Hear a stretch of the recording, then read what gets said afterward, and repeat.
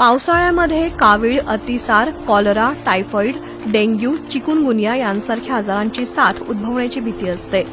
पावसाळ्यात उद्भवणारे साथजन्य आजार रोखण्यासाठी प्रशासकीय यंत्रणा आपल्या परीनं प्रयत्न करतेय. पण नागरिकांनी स्वतः काळजी घेण्याची गरज आहे. पिण्याच्या पाण्याच्या स्रोतांमध्ये दूषित पाणी मिसळू नये यासाठी दक्षता घेतली पाहिजे. शुद्ध केलेलं पाणी पिण्यासाठी वापरताना उकळून घेतलं पाहिजे. परिसर स्वच्छ ठेवला पाहिजे. आठवड्यातून किमान एक दिवस कोरडा पाळावा असं आवाहन डॉक्टर फारुख देसाई यांनी केलंय. घरचा आसपासचा परिसर स्वच्छ करावा. वरती टेरेसवरती काय टाक्या असतील, दुसरं काय मटेरियल टाकलं असेल तर त्याच्यामध्ये पाणी साचणार नाही याची काळजी घ्यावी.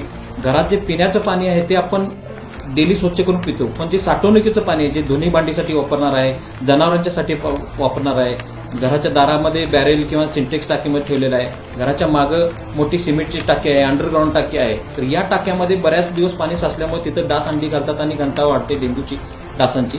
तर हे पाणी आपण एकतरी स्वच्छ करता येत असेल तर ते स्वच्छ करून धुवून पुसून घ्यावं, वाळवून घ्यावं, जेणेकरून डासाची सगळी अंडी त्याच्यावर नायनाट होईल आणि डेंग्यूच्या डासांचा प्रादुर्भाव होणार नाही.